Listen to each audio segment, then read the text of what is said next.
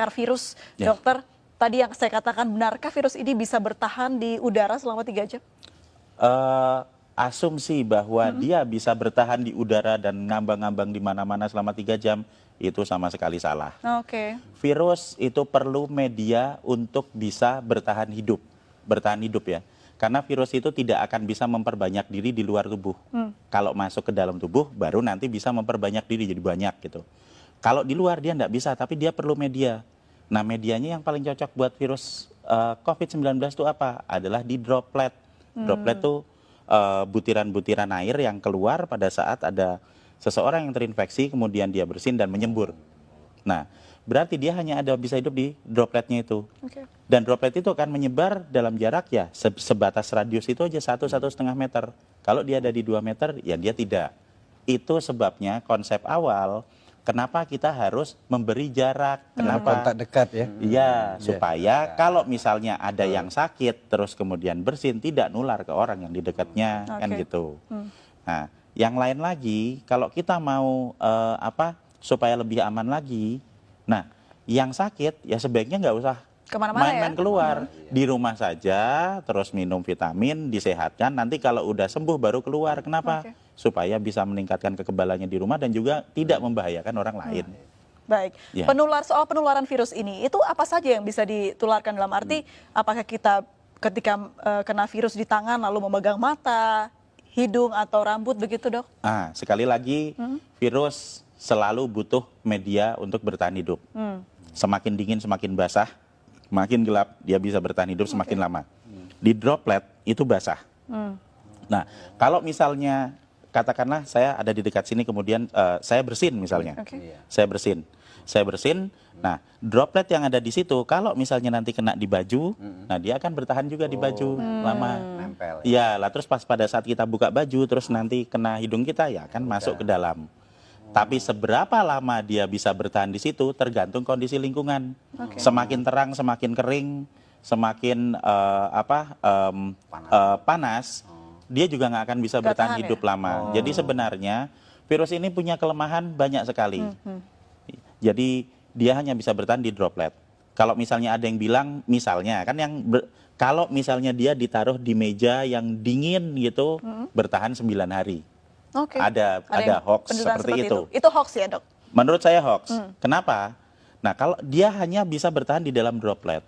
Di dalam droplet itu kalau misalnya dia kondisinya tidak sesuai dengan dia dan terjadi penguapan, kan jadi kering, dia nggak bisa bertahan lama. Jadi droplet ini sesuatu yang cair begitu ya, Dok ya? Cair, iya. Itu loh, tetesan lendir atau cairan yang ada di situ.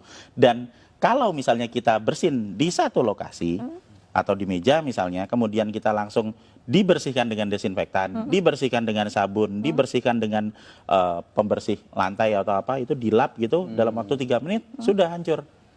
Jadi virus ini gampang hancur dengan pelarut lemak, dengan sabun, dengan deterjen dan macam-macam, termasuk kalau nempel di baju kita terus langsung masukin mesin cuci, itu virusnya hancur. Kelemahannya seperti itu. Nah, kelebihannya nyebarnya cepat. Jadi sebenarnya kita bisa tahu kelemahan dan kekuatan virusnya dengan jelas supaya kita bisa ngatasi. Kita harus tahu dulu kalau kita mau bertempur, kita kan harus tahu dulu musuhnya.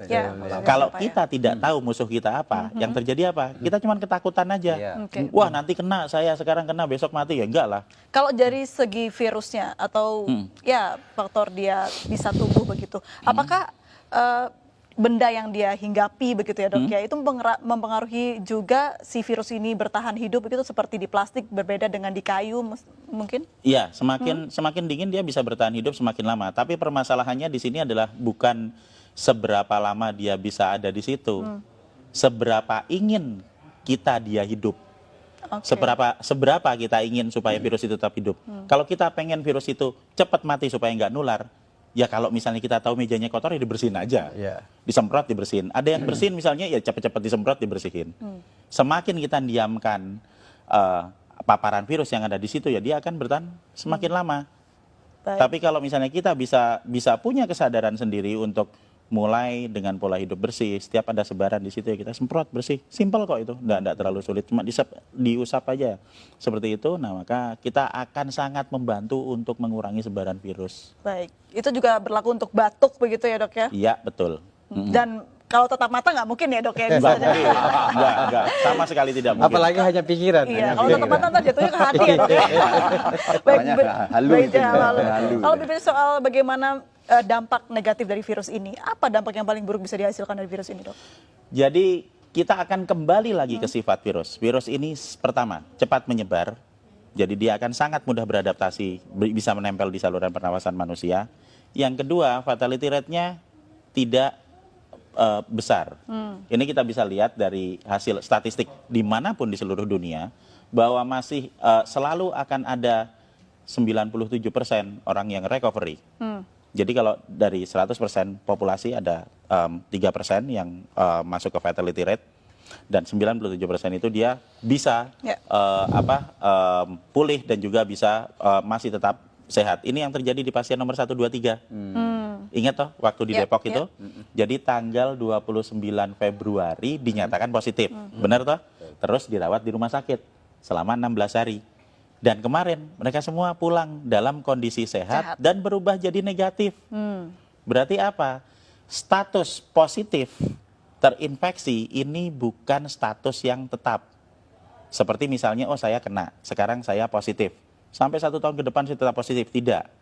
Itu akan berubah seiring dengan peningkatan kekebalan tubuh. Jadi kalau hari pertama saya terinfeksi, saya akan positif. Hari ke-7 saya masih tetap positif, tapi nanti di hari ke-10 pada saat antibodi saya mulai naik di 7 hari pasca infeksi, di hari ke-10 antibodinya banyak, kita akan berubah jadi negatif. Puncak produksi antibodi ada di hari ke-14, sehingga di hari ke-14 dia akan habis semua virusnya, dinetralkan oleh antibodi. Itu yang terjadi pada pasien nomor 1, 2, 3. Jadi supaya kita bisa menginduksi pikiran-pikiran positif dan optimistik yang ada di rakyat, kita harus belajar juga melihat, kok ada pasien nomor 1, 2, 3 sembuh, ini kan udah ada buktinya. Menariknya tadi juga sempat di program di tayangan kita, begitu pasien 03 ini ternyata tidak ada gejala yang terlalu parah begitu dok, hanya batuk sedikit saja, dan treatmentnya pun hanya diberikan vitamin dan juga obat batuk oleh dokter. Nah, kenapa virus ini bisa tidak semua orang terkena paru-paru, dok? Nah, jadi kalau kita mau melihat keganasan virusnya, itu kita jangan melihat kita harus kembali ke struktur virusnya ya, struktur virusnya lagi, sifat virusnya. Virus ini bentuknya tetap, dia akan menyerang ke semua manusia. Dia tidak berubah. Yang menyebabkan terjadinya perbedaan adalah di manusianya. Ada manusia yang sehat, yang memiliki saluran pernapasan yang sehat, sehingga pada saat terinfeksi, yang akan keluar adalah batuk, ya kan? Kemudian nanti bersin, pilek, kemudian dia demam, sampai paling 5 hari. Dan kemudian di hari ke-7 dia akan mengalami recovery. Dan di hari ke-14 dia full sembuh, persis seperti pasien nomor 1, 2, 3. Tapi untuk orang-orang yang berada di dalam grup dengan resiko tinggi, misalnya yang udah berusia lanjut. Kalau orang usianya lanjut, kemudian dia nanti akan memiliki pengurangan dalam hal produksi antibodi karena usianya udah lanjut. Ini usia berapa tahun ke atas, dok? 60 tahun? Di statistik itu dia ada di usia antara 70-80. Itu di statistik datanya. Terus yang kedua, manusia dengan komplikasi penyakit, diabetik misalnya, atau hipertensi, atau stroke, gitu kan. Dan yang ketiga adalah manusia yang memiliki riwayat gangguan pernapasan, misalnya TBC, misalnya bronkopneumonia, bisa jadi juga asma. Maksudnya adalah saluran pernapasannya sudah mengalami kerusakan sebelum ditempeli virus, sehingga pada saat ketempelan COVID-19 akan lebih parah. Itu yang menyebabkan terjadinya ada angka fatality rate 3%. Nah, jika kita akan fokus ke 3% ini, berarti kita akan berbicara mengenai grup dengan resiko tinggi, sehingga yang seharusnya lebih diperhatikan adalah yang di grup dengan resiko tinggi ini untuk dapat prioritas ke rumah sakit. Kenapa? Supaya rumah sakitnya nggak penuh, dokternya nggak repot. Jadi nggak ada yang baru pertama kali kena sekarang baru demam sebentar terus waduh besok saya mati langsung ke dokter. Nggak seperti itu. Kita mendahulukan grup dengan resiko tinggi, sehingga tidak semuanya harus masuk rumah sakit. Nah, kita harus memberikan edukasi gimana caranya supaya kita bisa melawan virusnya yang ada di luar tubuh. meningkatkan antibodi yang ada di dalam tubuh secara mandiri supaya kita semua nanti bisa ngatasi virusnya. Pertanyaannya, ketika seorang yang pasien positif sudah sembuh begitu, Ya. akankah dia bisa positif kembali? Ya, Bisa. bisa. Jadi kita berbicara mengenai masalah sebaran virus. Oke. Jadi satu hal yang harus kita pahami dulu, ini imunologi basic adalah bahwa kalau saya pernah kena virus, misalnya saya pernah kena virus COVID-19, nah tubuh saya akan punya data tentang virus ini. Sehingga pada saat nanti saya kena lagi, saya akan kebal. Pertama kali kena, antibodi saya akan keluar dalam waktu 7 hari. Untuk yang infeksi pertama. Tapi nanti begitu infeksi kedua, saya kena lagi, itu nggak usah nunggu 7 hari karena Oke. sudah ada datanya di sel memori. Saya akan mengeluarkan dalam waktu 24 jam, sehari langsung kebal. Ini prinsip dasar kenapa kita semua harus divaksin. Oke. Jadi kita kasih virusnya dulu, dikenalin, supaya nanti kalau ada lagi, antibodi kita bisa keluar lebih cepat dan lebih banyak. Nah, jadi kalau misalnya saya sudah pernah kena, kemudian saya sembuh dalam waktu 14 hari, saya keluar ke kerumunan, dan di kerumunan ini ada orang yang sakit, kemudian saya kena lagi. Apakah saya bisa kena? Jawabannya ya, pasti ya. Kalau diambil sampel, apakah itu akan jadi positif? Ya, benar jadi positif. Tapi apakah infeksi kedua itu akan membuat saya sakit? Tidak, Oh, karena saya sudah punya antibodi. Dan kalau yang pertama tadi, mungkin kita ingat hari pertama positif, nanti hari ke-7 masih positif, hari ke-10 bisa jadi negatif. Yang pertama, infeksi pertama. Kalau sudah saya kena lagi, hari pertama positif, nanti hari ketiga bisa positif, hari keempat sudah negatif. Karena antibodinya sudah keluar. Jadi orang yang kena coronanya sudah positif berarti punya antibodi yang besar ya, Iya. Dok ya, ketika sudah sembuh tapi. Betul. Dan dengan memberikan vitamin E dan vitamin C, kita Oke. bisa memproduksi antibodi 2 sampai 3 kali lipat lebih banyak daripada normal. Ini kan berarti kuncinya adalah imunitas. Lalu seperti apa kita menjaga imunitas? Vitamin yang banyak, tidur yang cukup, apalagi, Dok? Jadi produksi antibodi yang normal itu akan bisa dicapai jika kita dalam kondisi yang fit. Berarti apa? Berarti kita ya makan yang benar, kemudian kita istirahat yang cukup. Karena semakin banyak kita bergadang, semakin banyak kita stres dan panik bahwa kita besok mati, Nah, itu ya. itu akan sangat menurunkan produksi antibodi. Berarti Gitu. panik benar menurunkan antibodi, Dok? Iya, Oke. lah kan kita jadi panik terus, kemudian kita jadi nggak tidur, Stres kemudian jadinya. kita mau minum nggak enak, makan nggak enak, iya kan? Takut Akhirnya mati. iya kita kurang energi, akhirnya ya nggak ada produksi antibodi. Jadi sebenarnya dengan pola hidup yang sehat itu akan mampu membuat kita memproduksi antibodi secara normal. Dan pada saat ada dalam kondisi wabah, jika kita mengkonsumsi vitamin E dan vitamin C, Oke. kita akan memproduksi antibodi bisa 2 sampai 3 kali lipat dari produksi normal. Dan ini akan sangat-sangat membantu pada saat ada kondisi wabah virus. Dan yang paling utama lagi adalah sekali lagi panik dan stres itu tidak akan meningkatkan antibodi kita atau menyebabkan virus yang ada di luar menjadi berkurang. Meningkatkan antibodi dengan berpikir positif, dengan memiliki ilmu pengetahuan yang cukup bahwa sebenarnya virus ini bisa kita hadapi, kemudian konsumsi vitamin dan pola hidup bersih. Oke. Membunuh virus di luar tubuh dengan pola hidup bersih, meningkatkan antibodi di dalam tubuh untuk mengatasi virusnya. Dan tanpa panik, tanpa stres. Tanpa Karena- panik, Nah, tanpa Karena vitaminnya ada panik nggak akan membawa perubahan apapun. Vitamin E-nya dari alam itu, Prof. Mungkin Apa Iya. saja, ya. Jadi kalau misalnya vitamin E atau vitamin C akan ada banyak di apotek. Mereknya apa? Ya terserah beli aja di sana ada banyak. Kalau misalnya tidak ada, kita bisa menemui banyak vitamin E itu ada di kecambah atau tauge itu, Oke. brokoli. Kemudian ada di daun kelor, itu vitamin E-nya cukup banyak. Sementara vitamin C ya biasa ada di jeruk, ada di tomat, bahkan cabai itu vitamin C-nya cukup tinggi. Jadi jika kita bisa membeli yang dari apotek yang sudah diekstrak itu ya alhamdulillah. Kalau tidak bisa, apa yang ada di alam bisa kita pakai untuk meningkatkan kekebalan kita. Semua orang, semua penduduk bisa meningkatkan produksi antibodi dan semua orang berhak untuk hidup sehat.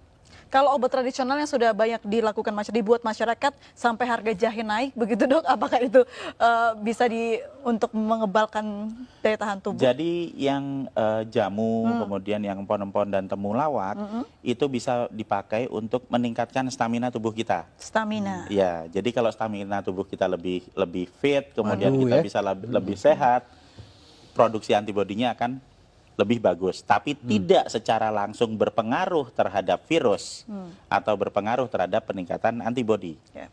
Kalau mau yang langsung berpengaruh terhadap peningkatan antibodi, ya ditambah vitamin. Jadi vitamin E, vitamin C bagus. Vitamin E, vitamin C sambil minum jamu itu tambah bagus lagi. Oke. Iya. Baik, kalau dilihat dari ya mungkin ciri-ciri virusnya, bisa bertahan lama di cuaca apa ini dok? Apakah cuaca di Indonesia yang mulai memasuki musim kemarau bisa membantu gitu? Oke, hampir sebagian besar kuman itu senang dengan tempat dengan 3 syarat, gelap, basah, dan dingin. Semakin basah, semakin gelap, semakin dingin, itu dia akan bisa bertahan hidup semakin lama di situ. Oke. Jadi kita harus menyesuaikan dengan kebutuhan virusnya. Kalau kita ingin virus itu tidak ada di lokasi kita, ya kita bikin tempatnya yang terang, yang panas, ya kan, kemudian yang kering. 3 syarat itu terpenuhi, virus itu akan lebih cepat hancur. Kira-kira berapa bulan virus ini akan berlalu? Perkiraan saya, mungkin kita belajar melihat dari Wuhan. Wuhan dia mulai 2019 berarti Desember, Januari, Februari, Maret, dia 3 bulan. Berarti ya mungkin kita akan paling lama 3 bulan. Tapi dengan kondisi di negara kita yang tropis, sinar ultravioletnya banyak, Ya. mungkin kita bisa jadi lebih cepat dan akan lebih cepat lagi kalau semua masyarakat mau bersama-sama memulai pola hidup bersih. Ya, ini kuncinya ya. Iya, karena virus itu kan dia akan hidup di lingkungan, bukan cuma di dalam tubuh kita doang, ada yang di dalam tubuh, ada yang di luar tubuh. Kalau semua orang, semua rakyat kita mulai pola hidup bersih, mulai bersihin tangan, mulai untuk menjaga jarak. Kalau kita tahu resikonya, orang yang sakit ya jangan keluar, di rumah aja dulu.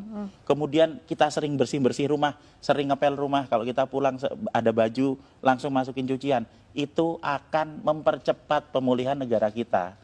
Jadi kita tidak bisa bekerja sendiri, kita harus bekerja bersama-sama. Supaya apa? Supaya nanti wabah ini bisa cepat selesai dan semua orang bisa cepat sembuh. Baik. Dan sesudah itu nanti mungkin 3-4 minggu lagi kita bisa ketawa bersama-sama. Berarti tingkatkan imunitas dan jaga pola bersih hidup sehat begitu ya dok ya. Baik, rupanya sekurang kita harus berbincang ini begitu ya, tapi waktu juga yang harus memisahkan kita. Baik, terima kasih dokter, terima kasih Pak Trubus, terima kasih Pak Bahtiar sudah berbincang bersama kami pemirsa. Demikianlah Indonesia Bicara malam hari ini. Saya Aprilia Putri pamit dan sampai jumpa.